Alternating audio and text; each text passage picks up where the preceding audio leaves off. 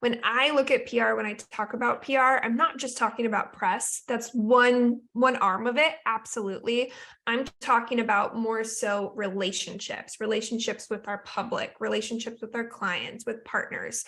So PR to me can also look like collaborations and partnerships. It can look like using social media as a way to create relationships. Being limitless is knowing your success and your growth are built on a radical belief in yourself. Limitless is honoring your purpose, your health, and impact above all else. Limitless is never playing small, because the more alive you feel in your life, the more growth and success you attract. Hi, my name is Jamie Ratermann, and I am a holistic business coach, meaning I am just as invested in growing your health as I am in growing your wealth. With 11 plus years in brand and social media marketing, I help rebellious entrepreneurs master marketing, embody leadership, and say fuck it to the hustle. This show is here to encourage you to become more radically aware of your self-imposed limits, to break free of your shoulds, and to expand your brand into a movement led by you. Welcome, lovelies, to the Limitless podcast. I'm really excited today because we are going to be talking with a PR expert. So I know many of you have heard me talk about being your bold selves on here, really being able to enter your villain eras, to be able to share more of who you are and get out of that cookie cutter feeling. But I know that usually comes with a little bit of scarce, like a little scared, a little bit of fear that they might ruffle feathers, that they might create problems by being their full selves. So I felt like, why not talk about PR and how being a leader can be helpful and be able to talk through if any of your messages are ever misunderstood. So today I have Lexie Smith on the podcast. She is our PR extraordinaire. She is here to be sharing all about how she helps entrepreneurs with her brand, the THEPRBAR. She also has a podcast, by the way, which you should definitely check out, which is Pitchin and Sippin. Within her expertise, she has helped her clients be featured in things like Entrepreneur, Create and Cultivate, NASDAQ, of course. And then in general, who would love to be in Forbes, Vogue, Oprah? These are just a couple of the ways in which she's helped clients build authority using PR, but she decided to help more and more people by switching into entrepreneurship in 2020, if I'm correct, but I'll let her fully introduce herself now. Lexie, thank you so much for jumping on the podcast today. I am so excited to be here, Jamie. Thank you so much. Technically speaking, my launch party for the THEPRBAR Inc. was in January of 2020. I was transitioning in 2019, but went full time in January of 2020. Oh, we're going to dive into this. I have a feeling. Welcome. So tell me a little bit about your background, fully introduce yourself, because I know there's much more than what I read there. Well, I was born on a Tuesday. No, I'm just kidding. So I guess let's start here. So I originally went to school for broadcast journalism. This is actually very, very relevant to the topic at hand today. I double majored in journalism and PR. I ended up switching my main focus to PR after being terrified of the spotlight that came with broadcast journalism. So it's interesting how things have come full circle. Anywho, I started my PR career actually in undergrad. I worked for a PR tech firm at the age of 18, which was really great and got me a head start in my career. Moved to Los Angeles after graduating and worked for a lifestyle PR firm, most notably known for representing winning Shark Tank brands. From there, I went in-house. I became a director of PR and marketing for a hospitality group across Los Angeles and New York. And then I made a pretty big pivot. What was happening in my personal life, my boyfriend and I became more serious. We got engaged. And so we physically moved, causing me to change jobs. And I became a VP of PR and marketing for the fastest growing telecom in America. So I went from luxury rooftops and hotels in Beverly Hills to now all of a sudden, at the age of 26, bright, blonde-haired Lexie was in Washington, D.C., lobbying in a room full of old white men. So big change, big change. I can't imagine it. It still doesn't make sense. I wore true story. I would wear fake glasses, like the computer blue screen glasses, to pretty much everything I did during this career, just to try to offset my physical look. Putting on putting on your like political alter ego, Yes. oh, if I put glasses on, you'll listen to me, right? Yep, I put on like my hair pulled back, like got my glasses on, tried to look more mature than I was. Thankfully, I think I could hold down the fort when my mouth opened. So that was good. So yes, I was with that company for a few years, and I reached a point of epic burnout. I actually was carried out of my office in a makeshift stretcher and had to go to the hospital. And long story short, a bunch of things were happening to me, and stress was a huge root cause of it all, which, Jamie, I'm sure you've heard, becomes such a familiar story we hear with female entrepreneurs. So Absolutely. I felt alone at that time. Now I know I'm not alone. So that was in 2019. And I gave that company, because I loved them and I loved the founding team, I gave them about 5-6 months notice, and I began to transition out and launched my first company officially in January of 2020, which was the PR Inc. The world ended. I feel like I'm getting a full timeline. We're like, you're running year by year. I love it. And basically fast forward to today. Now, the PR has evolved. I have another sub company and I have 2 podcasts. Here we are today. 2 podcasts. Oh my goodness. See, what's lovely about this is that Lexie and I got to know each other really well in 2020. And this episode, it was like, you know what, why don't we rekindle that connection? So it's like, I'm getting caught up as well as getting to sit in your expertise, which I love. I want to go back to something because I didn't realize this was, it just brought back old memories a little bit. So you were a PR student and you decided not to do broadcast. I had a very similar experience. I was a magazine journalism major. So my major was magazine journalism. My minor was marketing.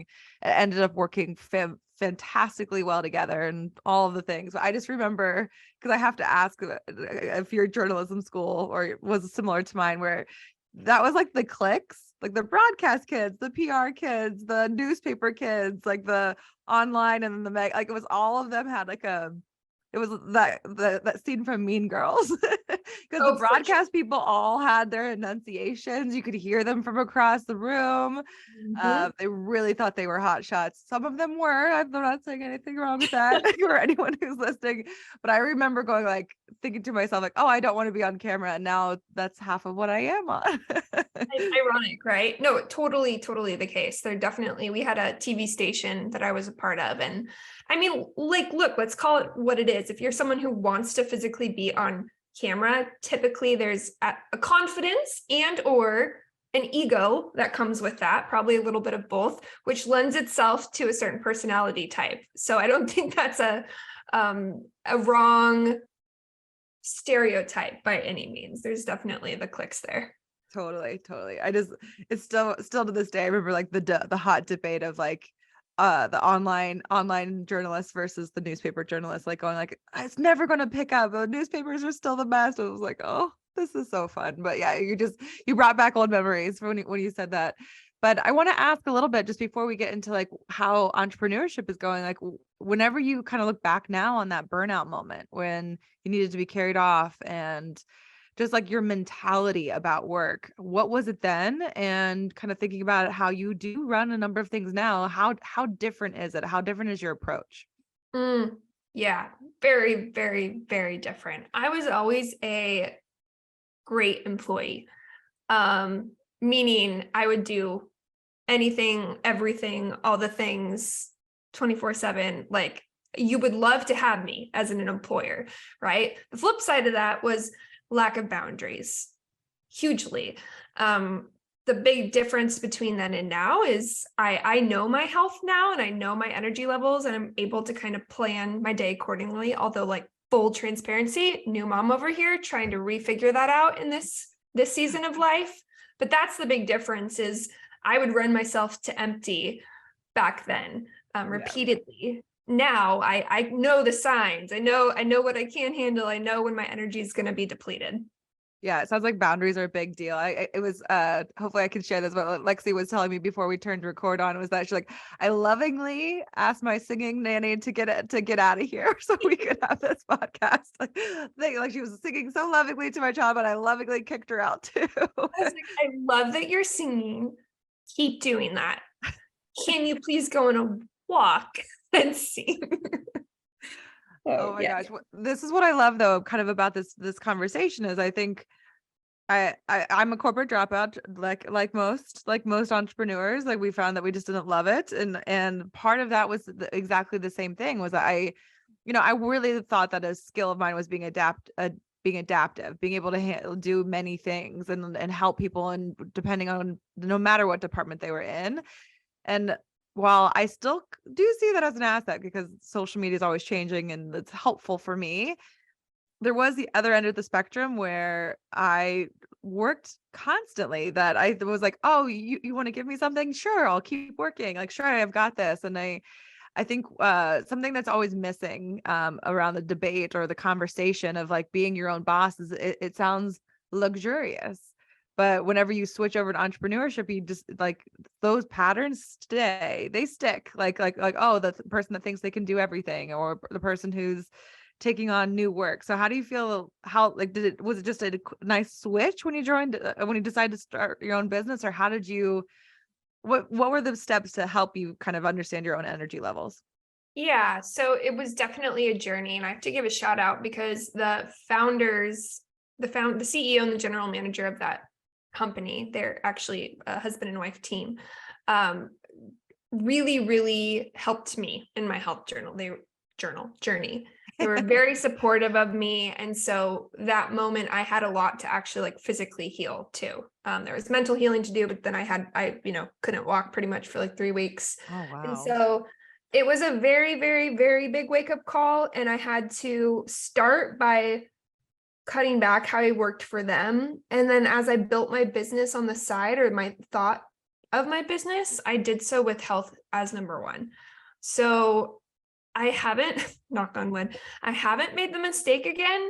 Certainly I have my moments. Certainly I have weeks, and especially like the first couple months of being a new mom, maybe my boundaries were pushed, but I really have always started each and every day with how can I support my health first, just because I know without health, I have nothing.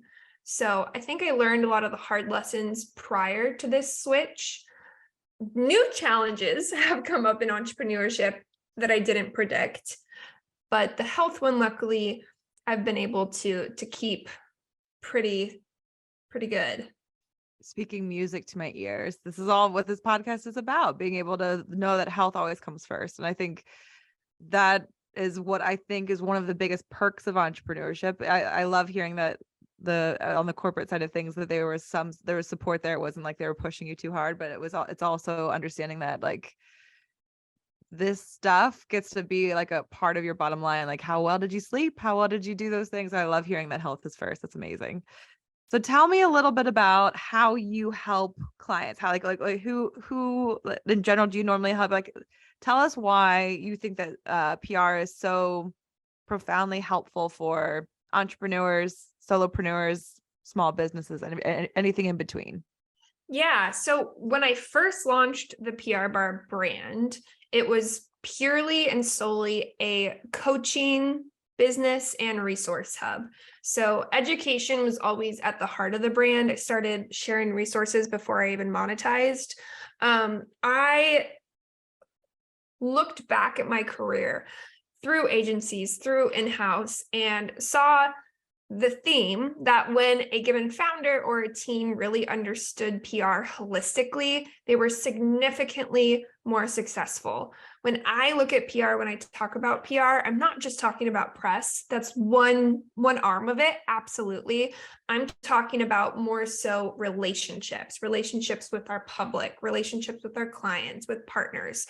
So PR to me can also look like collaborations and partnerships. It can look like using social media as a way to create relationships.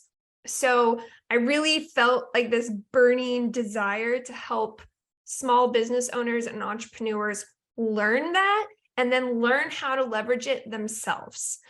Today, I now have a different arm. I now also have an agency, but the agency services a very different client, a much larger business.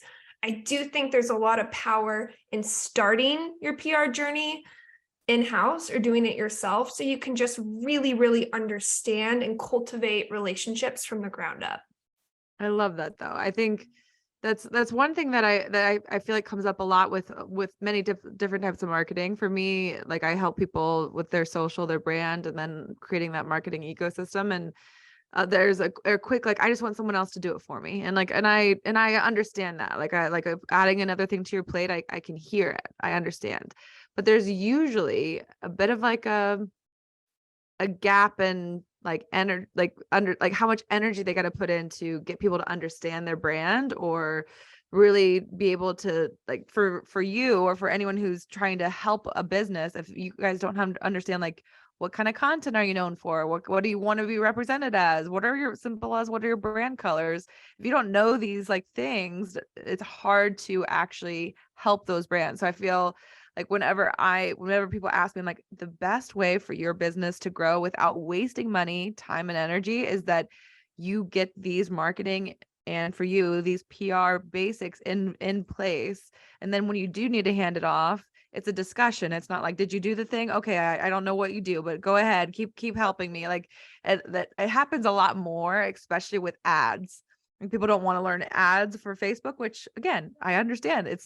That's a clunky system, and being completely truthful, but they will drop like 5 figures and nothing will come back. And I'll be like, did you ask them any of these questions? Like, did they try to adopt the messaging for this way? And they were like, how was I supposed to ask that? I'm like, you got to learn this stuff, because it's really hard. So for you, talking about, people don't like PR, like, it sounds great, like you said, oh yeah, I'm getting in the press, but it's much more than that. It's so much more than that. So kind of tell me, like, whenever you're talking about using PR through social media, like, what's the difference between someone who knows these, like you're saying, like, understands PR, and someone who may not? First, I just want all the snaps to everything you just said. I could not agree more. One of my favorite things to say is understand what works organically first before you go start spending thousands on advertising. Anyways, whole different. I second that, triple that, yeah, quadruple that, all of it. Seen that mistake made. Okay, social media and PR. So first, I'm going to give you guys my like one-liner definition of PR. So I look at PR as the art of cultivating opportunities through strategic relationship building and maintenance. Okay, so that first part, the art of cultivating opportunities. Basically, how can we generate opportunities through relationship building? That's what PR is. So if you ask that question, then we have this great tool circa 2022 available to us called social media. And social media at its core is about being social, which is about relationships. So I look at the relationship between PR and social media as social media being a tactic or a way that we can go about and create relationships. More and more and more. And I'm actually going to what are they called? Webinar. There we go. That's the word. Webinar later this week on PR and marketing, because they're best friends. They're BFFs forever. They're becoming more and more integrated. The lines blur. But when I look at social media and how we use it from a PR lens, I'm saying, how can we communicate and how can we connect with new publics? Or how can we connect with a journalist on Twitter? Although who knows what's going to happen to Twitter now. Thanks. We could talk about that. Oh, it makes me sad. Oh, Lord. I actually think today, the day we're recording this, Twitter is launching its paid subscription for the verification. Anyways, scroll. That makes so much sense, Elon. I know. So just to summarize what we could just talk about the news of social media on another podcast, and you would hear all of my thoughts, but we won't get into it. We won't start. So many soapboxes, but basically social media is really an avenue or a vehicle that we can utilize in the PR process to create relationships. I love it. So what I love with what you're saying is, so you said it's the art of opportunity, or the way of creating opportunities. Art of cultivating opportunities. Cultivating opportunities. Put on your full like art of cultivating opportunities. Yes. So how do we make opportunities? But here's what I love about just looking at it that way. I think it's really important is that, sometimes someone will start a business and they'll think to themselves, I'll create content, I'll put myself out there, I'll get my numbers up, and people will come. And it's true that that will work to a certain degree, but especially for early businesses, thinking about seeing it not as like, oh, I just got to put a whole bunch of content out there versus how do I create connection? How does this turn into opportunity? How would I like people to reach out to me, and vice versa? Like it's such an important piece of it. So, I think that's one thing is even too, whenever I'm talking with my clients about like, you could DM a new follower that you feel like is of interest, and there's an immediate like, I would rather they just look at my content. Like there's that feeling of like, I don't want to do it the wrong way, or how that can come up. And I find like what you calling it the cultivating of opportunities, like the outreach part of it is just as important as like you posting something. Cause I always like to kind of call it like a date of sorts. Like if you go on a date with somebody and they're just talking about their life and they're just talking about the tips or the way they live their life, and there's no back and forth, like there's no like, oh, what do you think, or how does it work with you, or how do you feel about this? You're kind of like leaving that date going like, they didn't give a crap about me. Like they didn't like, it's not like they don't know me. Versus if like for social media's sake, it'd be like asking for comments, actually talking to someone in the DMs. I'm an audio message person all day. I like to like say hello, talk with people that way. But even too, like who doesn't love a comment?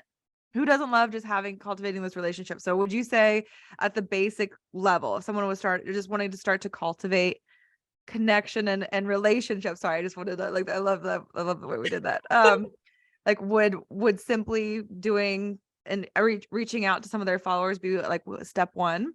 Exactly. That's such a low barrier to entry, easy way to approach authentic relationship building. I love it. Amazing. So with PR and like really wanting to get out there, I feel like visibility is such a big thing. And that's something I've been talking a lot about on the podcast lately, of like, we just want to be more visible, like getting our name out there, whether it's through content or something else. But I know that there's a side of it that whenever I talk about being bold and sharing more of their voice, that there's this like thing like, but what if I anger people, or what if I get haters for this? So a good example is I've had a client who's a relationship coach, and she was talking about how divorce can be a good thing. Like it could be a good thing for the relationship. And then everyone in the comment section decided to talk about how awful their exes were and all the things that came up in between. And I was like, you hit a nerve. And that's like none of the, unless like they're coming at you in like a different way. Like this is a topic that creates conversation. Unfortunately, sometimes the most bolder topics can actually have two sides of a conversation. So for you, whenever somebody should like wants to be a little bit louder in how they feel, like what they're for and what they're against, like how do you kind of help them decide to take that bold step with PR in mind? And I love the way you phrased hit a nerve, because the first thing I want to just like share context wise is oftentimes when someone is, cancel culture, or when someone says something ugly online, it is largely because either they're trying to make themselves feel better or you triggered them in some way. So oftentimes it's not even about the person who's saying it, although sometimes it is. So here's what I would say. First and foremost, something I've seen in my career happen that people don't necessarily think about is sometimes when you decide to step into the spotlight, it affects more than just you. So that means sometimes it can also affect your family. And sometimes it can affect friendships or partnerships or business partnerships. So first and foremost, I do think there's a decision that needs to be made and an understanding of all that you're taking on if you do decide to go after more visibility.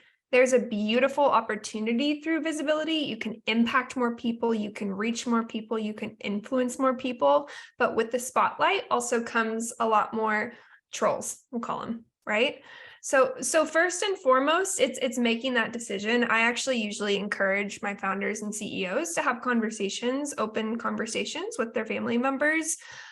Just because, again, when you really start to reach big layers or levels of visibility, sometimes they get roped in. And so it's more than just preparing yourself, it's preparing those you care about.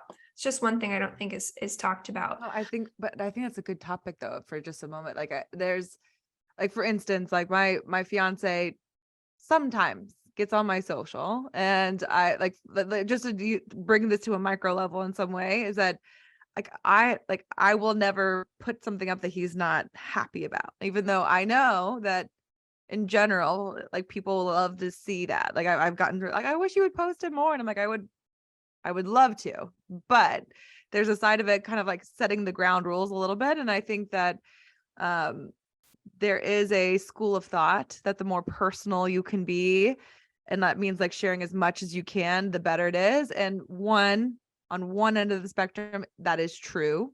Like the more we see you as like a full human, the better. Like there's easier connection.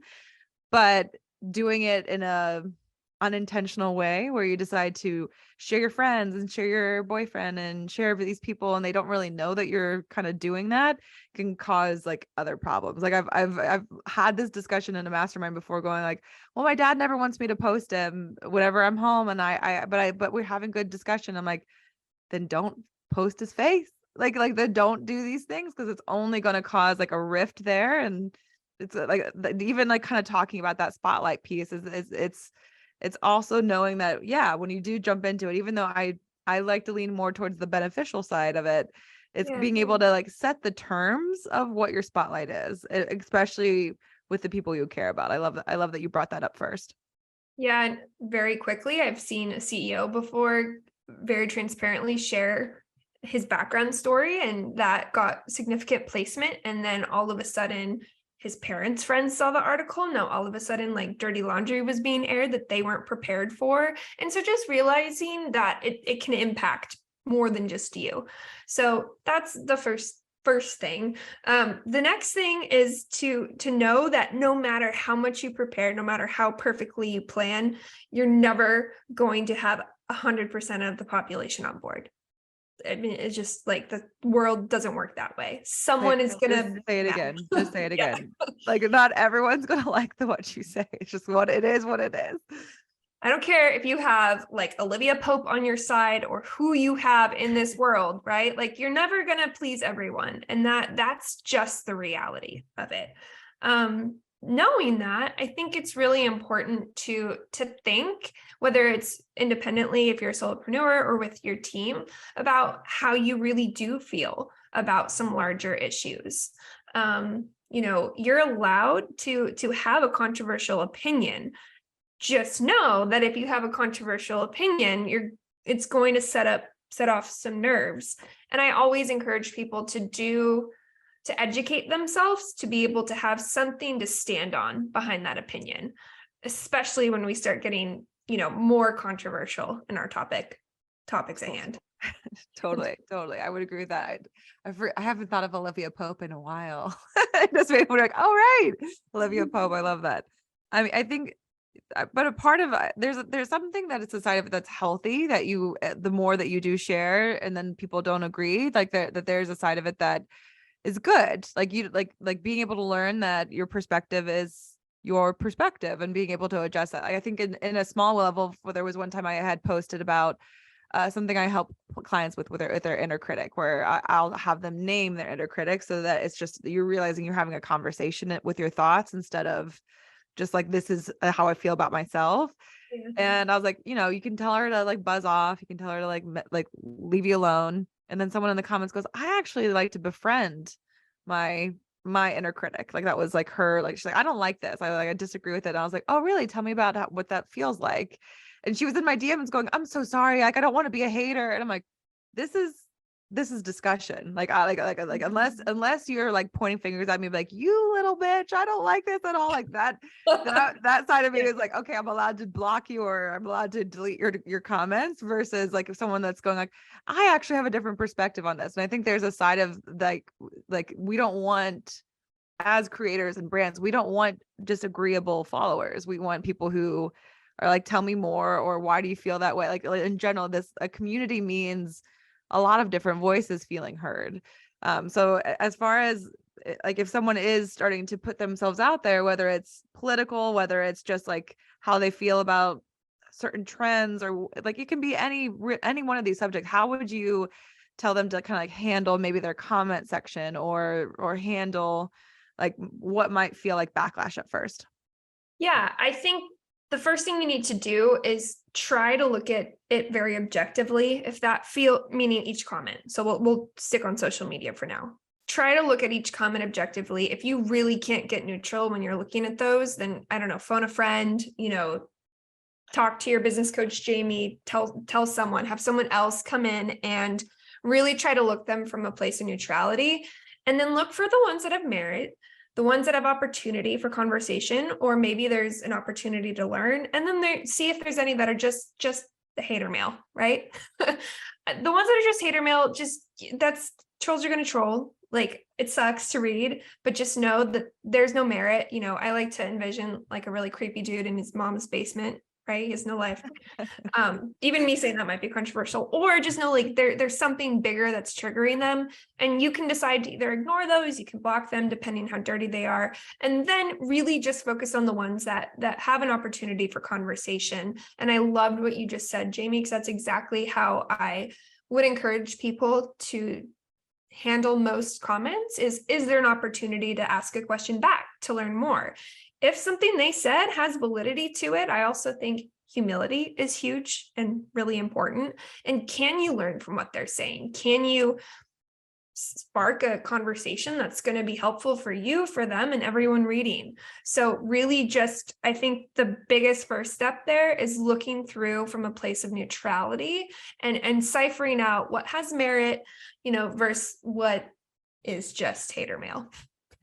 Totally. Absolutely.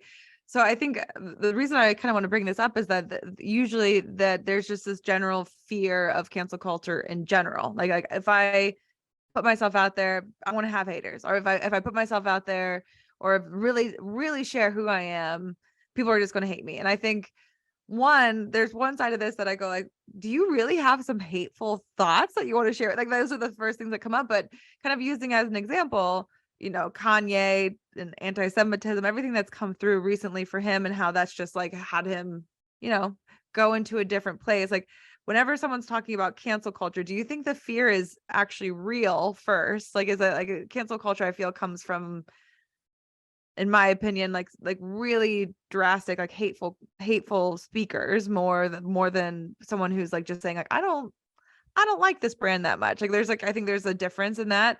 And also too, like, how would you help somebody if one of their messages was badly misinterpreted?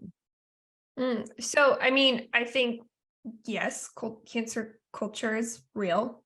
I do think that it is. And I think some of it's warranted, some of it's not. I think there's too much of it. This is a personal opinion of mine. In terms of how to handle if you say something that is interpreted wrong. Okay, there's a million ifs, ands, and buts here to this, right? Like what about what? Because I think I'm trying to think of how to answer this broadly, right? I'm like, are you like straight up, is it a opinion, like your own way to pitch, or is it, a topic of race? I think categorically there's different answers. So let's say I think a topic that could be said is that women have control over their bodies. But let's say if somebody says that's just the blanket statement that they say, and how that might be able to that might get them to like a reaction. How would you help with that? Yes. Okay. That's a great example. So this is one of those things that, while some people might say there's no room for controversy here, objectively, there is controversy here. So if you are someone who is going to choose to speak out on this topic from a PR standpoint, approaching this very strategically, I would educate yourself on both sides, meaning read the other side, read your side, and come up with like thoughts and grounds to stand on. Be open-minded. For example, for the record, I am 100% pro-choice. Women should have rights on their body. However, before I start making a public platform and talking about it from a PR lens, I do want to read what the other side of the coin has to say. And this is basically coming to the point of educating yourself and trying to hear and keep open ears and not get too tunnel vision in. You're allowed to have your own opinion, but technically speaking, we live in a world, well, if you're in the US, there's free speech, right? So first and foremost, do a little bit of your research and then just prepare that when you do say something, there will be clapback.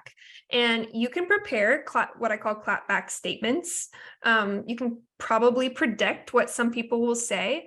And that's something, let's say you're an organization, that's something I would actually advise you to do, right? Preparing those ahead of time. But beyond that, just know, like, no matter how much you prepare, you're going, like, there's going to be emotion involved.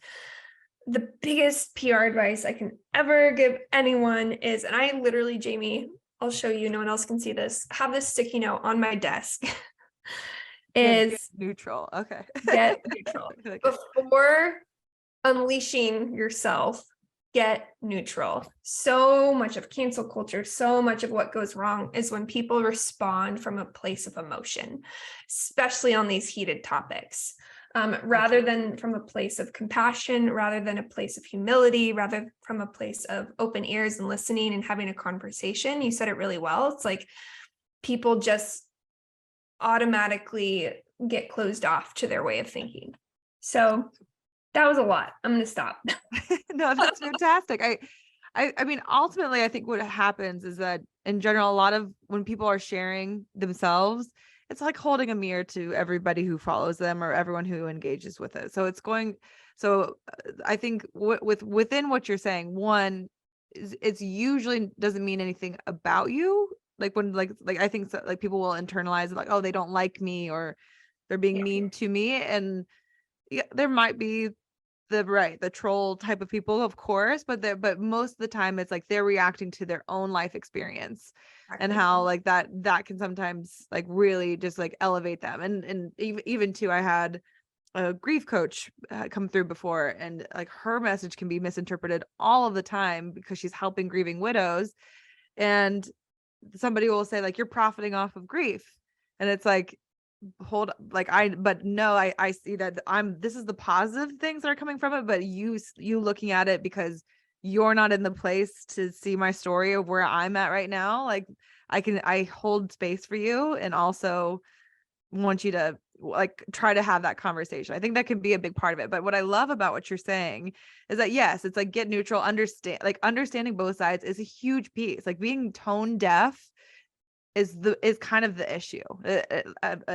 Thankfully, and I just giving a little piece of this, like for me, I'm in a mixed race relationship. Like my fiance is from Africa, and I will be tone deaf in private with the two of us accidentally. I'll be like, oh, that's not how, like, what's something I made a comment once, and I'm like, do you need as much sunscreen as I do? Like I just made that comment, and he just looked at me, he's like, we're learning something. But he'll also do the vice versa.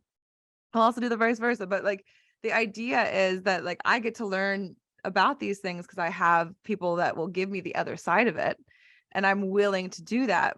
And then also too, for you, whenever you're saying like, check the environment, like understand how other people are going to perceive that, like understand why they are so passionate about it, so that whenever you are saying something, it's not to anger people on purpose. Like there's unfortunately a marketing strategy that says the more triggering you are, the quicker you grow.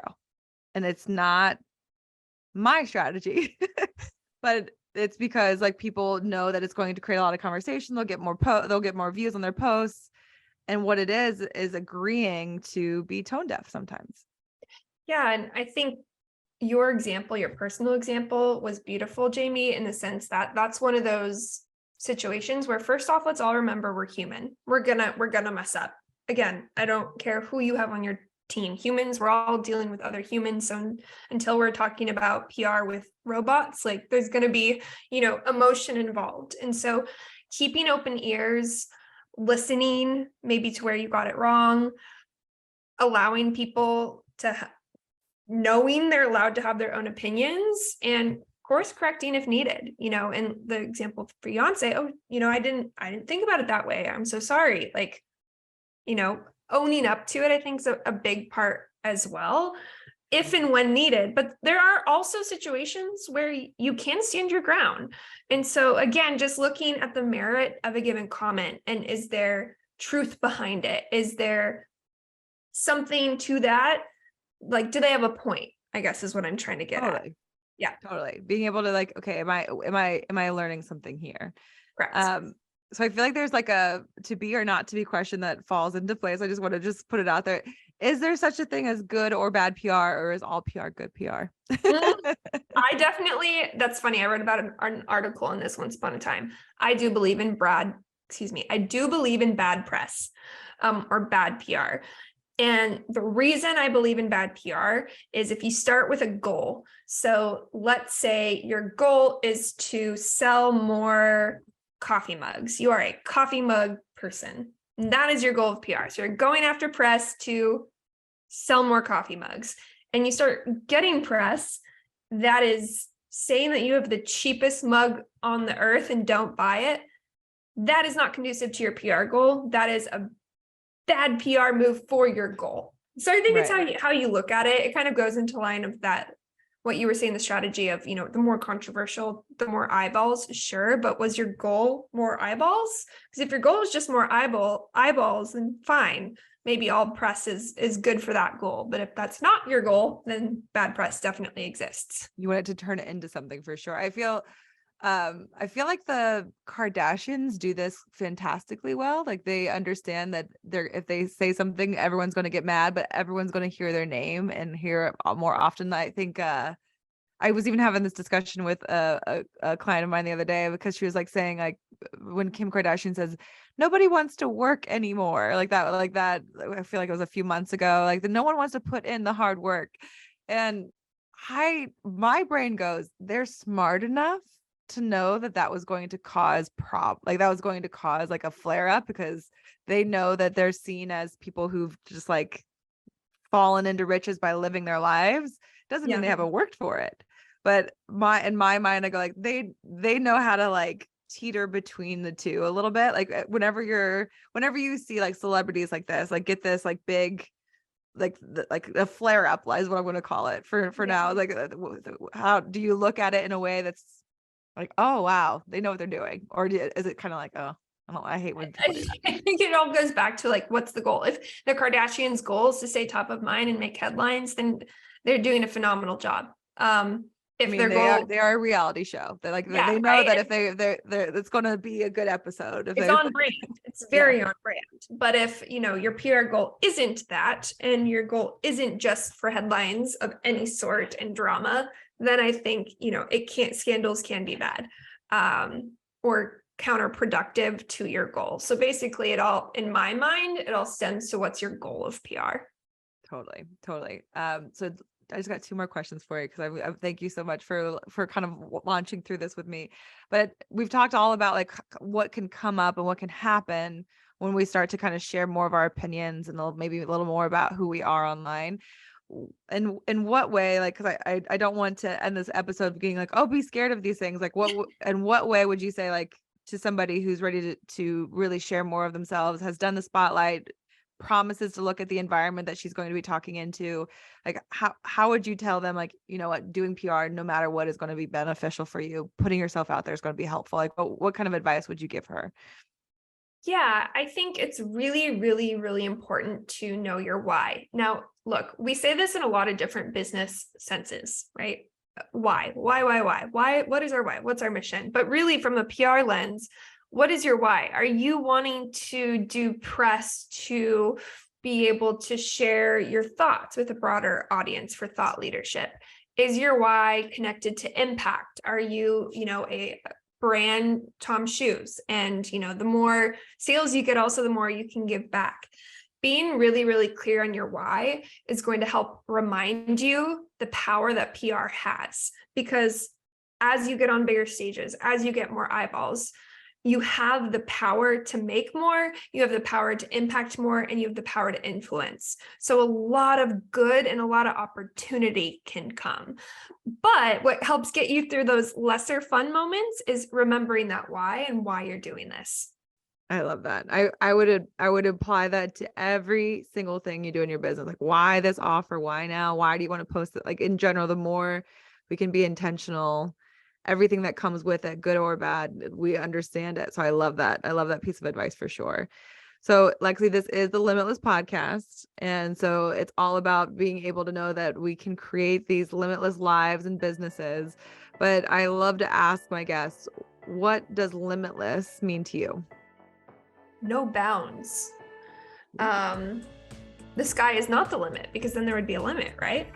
So no bounds. I know that might not be a fun answer. Maybe someone said that before, but that's the first thing that comes to my mind. Means like, if you think it, you can dream it, you can achieve it. I feel like I'm pulling a bunch of cheesy Pinterest quotes out right now, but like the whole concept of there's no boundary on what you can attain in this life. I love that. I love that. And I think you're a prime example of all this you've been able to do. Mom, podcast host of 2, and doing all these things with your businesses. Like I love that you have 2 wings of it. Just looking at what you've been able to accomplish is a wonderful version of what limitless can look like. Thank you so much for joining us today, Lexie. Go ahead and tell everybody how they can connect with you and stay in touch. Sure. The one website where you can get connected to all my brands is lexiesmith.net. Also, I'll just say, if you want to learn about more PR, I do have a podcast called Pitchin and Sippin. I love it. I love it. I was catching up on a couple of episodes, and I'm like, ooh, okay. I love the happy hour spin to it, which I think we all love, right? We'd all love. But I'll make sure to put those on the show notes. Lexie, thank you so much for sharing your knowledge with us today. Thank you, Jamie.